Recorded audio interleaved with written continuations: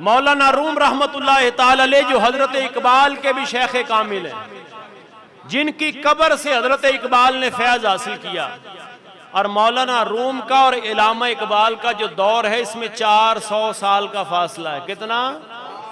400 سال کے بعد بھی علامہ اقبال کہتے ہیں میں نے مولانا روم کی قبر سے فیض حاصل کیا ہے۔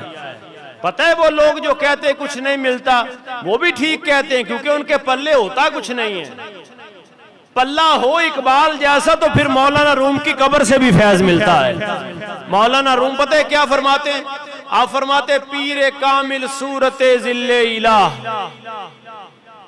یعنی دیدے پیر دیدے کبریا۔ فرماتے جو اللہ کا ولی ہوتا ہے، جو اللہ کا ولی ہوتا ہے، فرماتے اس کے چہرے کو دیکھا جائے نا تو انسان کو حق تعالیٰ کے جلوے نظر آئیں۔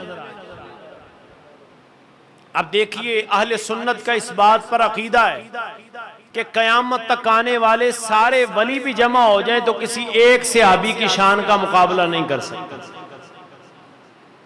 کسی ایک بھی صحابی کی شان کا مقابلہ نہیں کر سکتے۔ لیکن حضور صحابہ کے جرمٹ میں ہے، جماعت صحابہ میں ہے۔ حضور ارشاد فرما رہے ہیں کہ کیا میں تمہیں ولی کی نشانی نہ بتاؤں؟ حضور بتا دیں، فرمایا اذا رؤوا ذکر اللہ، ولی وہ ہے جس کے چہرے کو دیکھو تمہیں رب کے جلوے یاد آ جائے۔ اذا رؤوا ذکر اللہ، تمہارا دل کرے اللہ کے ذکر کو، تمہیں اللہ یاد آ جائے، وہ ولی کامل ہے۔ اور مولانا روم نے اسی کا ترجمہ کیا، فرمایا پیر کامل صورت ذل الہ، یعنی دیدے پیر دیدے کبریا۔ اور آگے کیا فرماتے ہیں مولانا روم؟ آپ فرماتے ہیں کہ یک زمانہ صحبت با اولیاء، ایک لمحہ۔ اب یہ بتائیں جو آج کی سوچ ہے، جو سوشل میڈیا پہ مفت کے مفتی ہیں، مفت کے مفتی جو آج کی سوچ ہے جی نہیں یہ سارے بابے جو ہیں یہ معاذ اللہ ایسے ہیں، ان بزرگوں کے مزارات پہ جائے تو ایسا ہوتا ہے، یہ سوچ اچھی ہے یا آج سے 1000 سال پہلے والے لوگوں کی سوچ اچھی ہے؟ جی اور بولو تو صحیح ہے۔ وہ سلف صالحین، ایک بندہ بیٹھ کے کہے جی نہیں ان بزرگوں سے کچھ نہیں ملتا، بھی ٹھیک ہے تم ٹھیک کہہ رہے ہو، کیونکہ تجھے اپنے ابا جی سے بھی کچھ نہیں ملا۔ ہم وہ لوگ ہیں جنہیں حضور داتا علی جویری سے بھی آج ملتا ہے اور خواجہ غریب نواز سے بھی ملتا ہے۔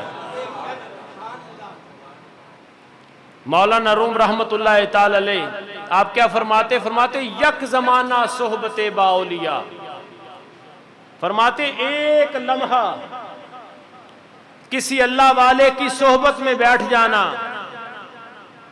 فرماتے 100 سال وہ عبادت جو خالص اللہ کے لیے کی جائے اس 100 سال کی عبادت سے افضل ہے ایک لمحہ کسی اللہ والے کی خدمت میں بیٹھنا۔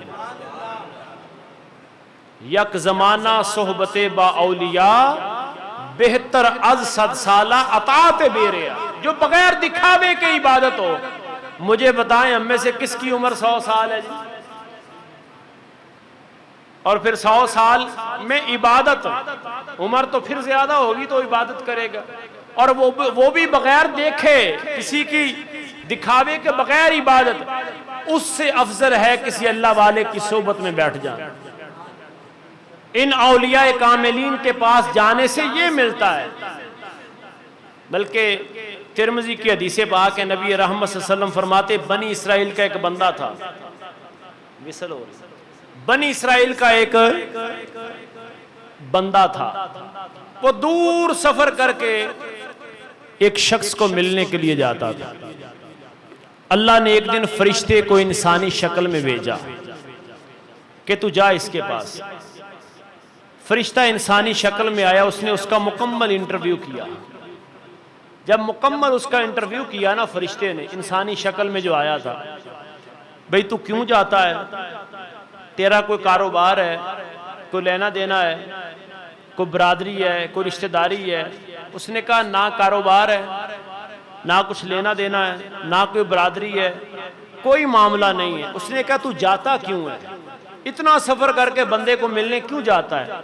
اس نے کہا جب میں اس کے پاس بیٹھتا ہوں نا ایک تو مجھے سکون ہوتا ہے اور دوسرا میں اپنے آپ کو اللہ کا قریبی سمجھتا ہوں، کیونکہ وہ بندہ اللہ والا ہے۔ پتا چلا کہ اللہ والوں کے پاس جانا یہ تو بنی اسرائیل کے لوگوں کی بھی سنت تھی، پھر یہ کون سی سوچ ہے جو اللہ والوں سے دور کرتی ہے؟ پتا چلا یہ سوچ مدینہ سے نہیں آئی، یہ سوچ انگریزوں سے آئی ہے، یہ سوچ مدینہ سے نہیں آئی۔ کہا میں جب اس کے پاس بیٹھتا ہوں تو میں اپنے آپ کو اللہ کا قریبی سمجھتا ہوں۔ کہا اگر یہ بات ہے تو پھر یاد رکھ اللہ نے تجھے بھی جنت عطا فرما دی ہے اور اسے بھی جنت عطا فرما دی ہے۔ اللہ والوں کی قربت جنت کا باعث بنتی ہے کہ ہماری نوجوان نسل کو سمجھ آ جائے کہ جس کے فالوور فیس بک پہ زیادہ ہیں وہ بندہ کہیں حق پر نہیں ہے، ایسی بات نہیں ہے۔ جہدے نال بندے بہتے ہون سچا ہوئے یہ بات نہیں ہے۔ کربلا میں حسین کے ساتھ کتنے تھے اور یزید کے ساتھ کتنے تھے؟ کسی میں ہے جرت جو کہے معاذ اللہ حسین حق پر نہیں تھے؟ وہ 72 کے 72 قیامت تک حق پر تھے اور حق پر ہیں، اور وہ ہزاروں کوفی کل بھی نہ حق تھے، وہ آج بھی نہ حق۔